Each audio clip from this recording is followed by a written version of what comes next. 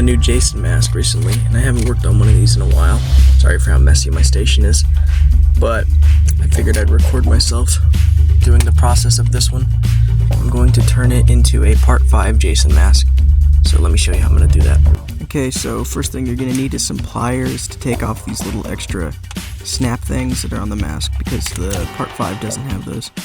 Once you take those off, you got these holes, and you're going to want to take some tape. It doesn't really matter what kind. I use duct tape to fill the holes, but this is just for backing, because we're going to use this really strong, like glue, epoxy stuff that's really rubbery when it dries. And we're going to put that on the holes, and it's going to get solid.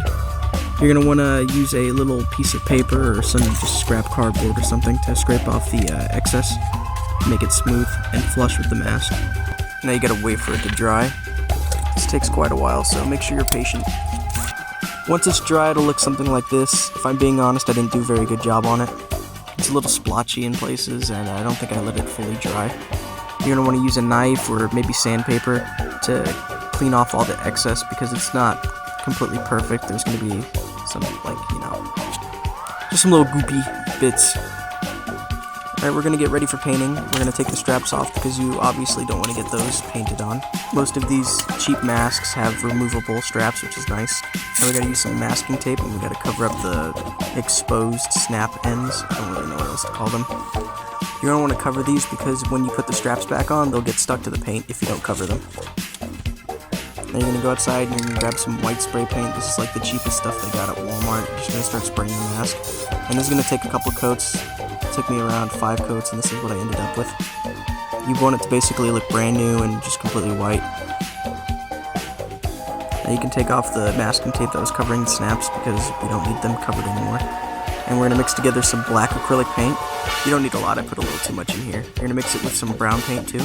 This is just, it says chocolate brown, but I don't know, any type of brown would work. Mix it together, you'll get this. And you're going to want to grab a rag because we're going to be splotching off all the excess. Next you want to get the mask wet, so I'm using, this is not actually Powerade, this is just water I have in a Powerade bottle. We're going to take this paintbrush and we're just going to get it wet. This is just water, no paint on it. We're just going to wet the mask and get it all moist and, wet. Once your mask is adequately wetted, we're going to use just the paintbrush that we used to mix the black and brown together. And we're going to lather it all up. It also helps if you get this paintbrush wet too, so that it has that rainy look. Once you got it pretty covered, you're going to want to use a towel, and you're going to want to start dabbing off the excess.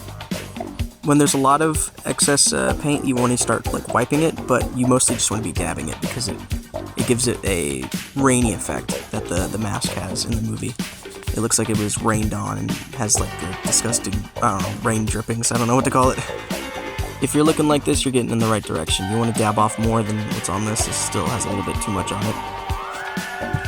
Now for the blue, I'm going to be using this tropical glossy blue because I like how it looks. It's very close. You could also print out the chevrons if you'd like and put them on the mask, but it's too much effort for me, so it's just easier for me to mask it off and paint it right on. There's also these weird blue splotches on the mask that are in the movie, and I think they're cool. Also, if you're wondering why there was the tape on the middle of the chevron, it's because there's this worn off chevron in the middle that looks like it fell off when they were making the mask. I think it's cool. Now the chevrons didn't come out perfectly, so I'm going to use an X-Acto blade, and I'm just going to basically outline the chevrons and get rid of all the little splotchy parts that didn't get caught with the masking tape. Alright, now the mask is pretty much done. Optional, you could put a clear coat on it, which I did to make it shine, but you don't have to do that if you don't want to. And here's what the mask looks like.